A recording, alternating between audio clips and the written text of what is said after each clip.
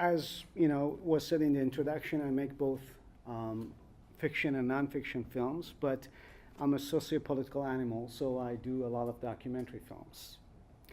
And tonight I want to talk about the business of making documentaries. I mean, specifically social issue documentaries, because you can make various types of documentaries.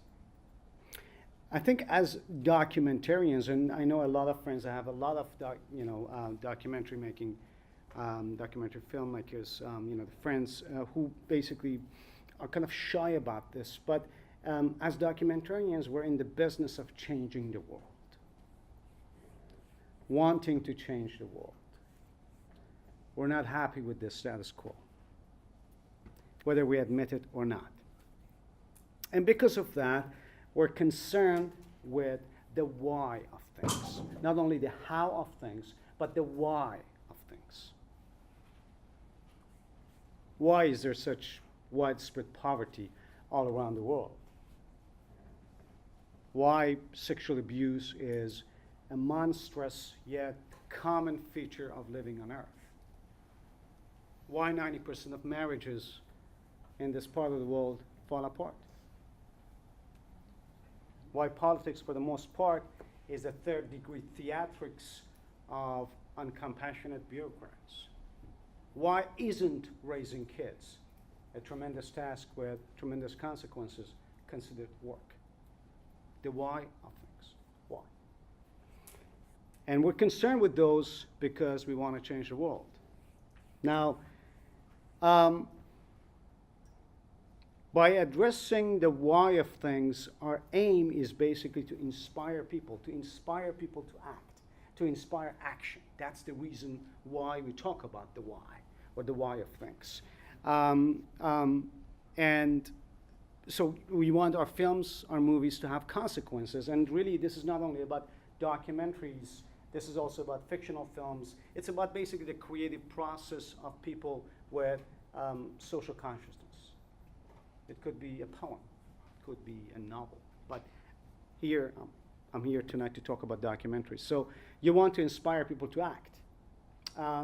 There are times that you make films to make a personal statement. You basically want to say that you were not part of the mainstream narrative. You were not part of the status quo. And that's totally fine. I have friends who do that. But in the end, the ideal outcome would be to inspire people to act, to change things. And in order to inspire people to act, I think the first thing that we have to basically tackle as an obstacle is the feeling of apathy, that feeling of powerlessness. Most people feel powerless when it comes to global issues.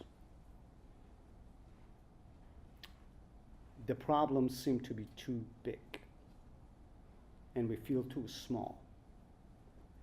And I think a main reason for that is cable television. Because 90% of TV news is bad news. And you're bombarded with that, 24/7. So at some point, you give up. At some point, you feel too small. I mean, my God, this is huge. I mean, the problems, the issues are tremendous. And what can I do about them? And that is the beginning of the feeling of apathy. And I think this is something that we as filmmakers, as documentarians, as activists should counter. And I think the way to counter that feeling is to make inspiring films. I think agency is key. And I don't really see a lot of films, particularly documentaries, with a conscious design to evoke or provoke that agency in people. And that's why I'm here, and that's why I'm talking to you tonight. If I want to be kind of broadly speaking, you make two types of inspiring films. Films that would instigate or bring about change, or films about people who instigate or bring about change. In the first category of films, and I'm talking about documentary films, we have films like Blackfish. Anybody has seen Blackfish here? Right. It's basically about, you know, this whole notion of using animals, caging animals for our own amusement. And this is about killer whales. Very, very sensitive beings. Actually, you know, it's interesting. I mean, first of all, I mean, the whole term, I mean, the term killer whale is not accurate.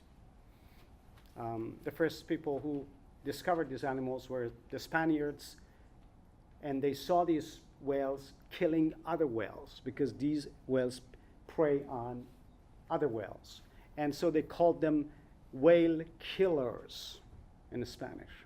And that was translated into killer whales. I mean, that's totally a wrong term. But anyway, they're very interesting beings. They're actually emotionally more complex than human beings. So they take them from the ocean, and sometimes, you know, in the ocean, when they're in the wild, they travel tens of miles a day.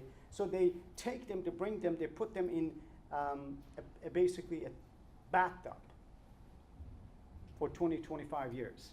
And many of them, they become psychotic.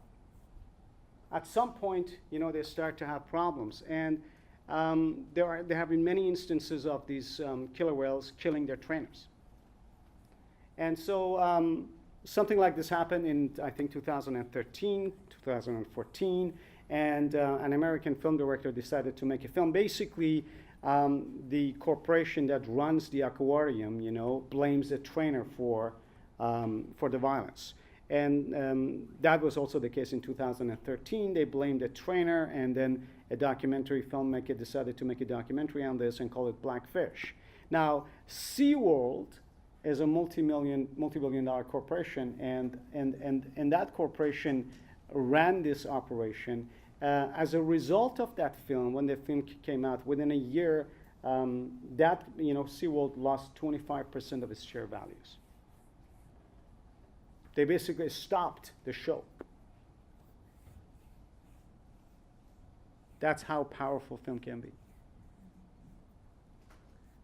And I'm just giving you, you know, kind of recent examples. Another example is No Fire Zone. Anybody has seen No Fire Zone? About the killing fields of Sri Lanka. 2009. That brought a government down. That's what film can do. So that's the first category of films that we're making. We're making films about that kind of, you know, inspire people to act and, you know, bring about change. The second category is, you know, making films about people who have brought about change, who have instigated change. And right now I'm in the middle of making a film in one such character, Pulan Devi. Does everybody know Pulan Devi here? All right, okay. She's pretty well known in India. So maybe we can watch the trailer. I mean, this is we've been working on this film for the past few years, before you start. It's been a very tough journey, and we've been to India 4 or 5 times, talking to her parents, you know, her mother, actually, her father died, passed away. Her sister's brother, people who basically roamed around with her as a bandit, people who hated her, the foes and friends. So this is the mid-production trailer of the film. The film is not finished yet. It's going to be finished in a few months, but you can see the mid-production trailer, and then I'll continue. फूलन देवी नाम धर दो। फूलन जो वो देवता था। अपराधी थी, हत्यारी थी।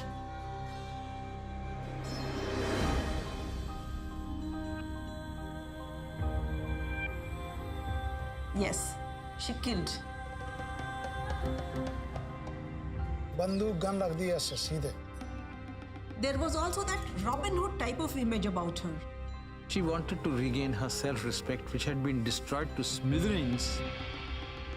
For about 3 weeks, she was raped by the upper caste men in that village. किसी ने नहीं सोचा कि ये लड़की है या औरत है, इसको छोड़ देना चाहिए, या तो वो लोग हमको मार देते, जिंदा नहीं छोड़ते। हमने कहा था उन लोगों से कि हमको मार दो।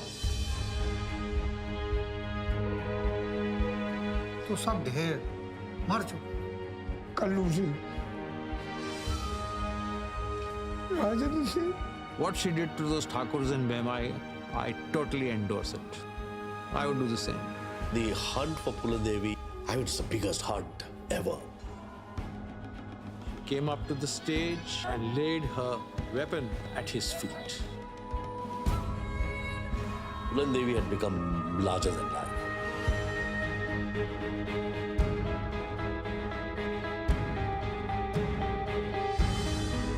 She won that election, bang, is in parliament. I mean, what a rise.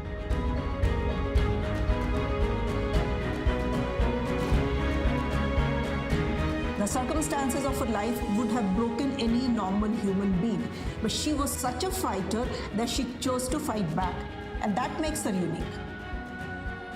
She will continue to inspire the poor caste who now really have a hero. She is Puladevi. I've been making films for the past 18 years. I teach cinema, and I don't know any similar stories. Challenge me. There's nothing like it. Nowhere. Like, you have stories of femme fatales who went and hunted down the man who violated them, or blah blah blah.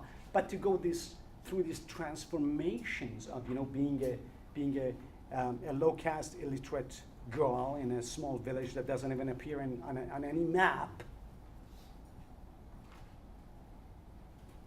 being raped, gang raped for 10 days by 27 men, running away, deciding to take revenge, then becoming some kind of a Robin Hood, stealing from the rich, giving to the poor, becoming the subject of the largest manhunt in Indian history, going to jail, denouncing violence, becoming a Buddhist, coming out, running for parliament, getting elected twice. I mean, the challenges and transformations, I'm not religious, without wanting to sound religious, the challenges and transformations here are biblical. You see this in the Ten Commandments stuff, right? This is Ten Commandments stuff. So, and I think it could be very inspiring to people who want to do something. I mean, it's not really a question of, to a great extent, it's about women's rights. It's about human rights, because women's rights are human rights. But more importantly, it's about rising above one's circumstances. I want people to watch this film and say, if Puladevi could do it under her circumstances, I can do it under mine, whatever my circumstances may be. And so I think that is important. That's why I'm making this film. And as I said, it's been a challenging experience. We're still actually generating support for the film. We've been to India 5 times. We had our equipment broken. I had my jaw almost broken. There were guns involved because, of course, she was a polarizing figure. Let's not forget. Some people really hate her guts. We went to the village where she was gang raped. We went to the village where she actually returned and massacred people. And so it's been a tough journey, but I think it's a film. It's a story that must be told.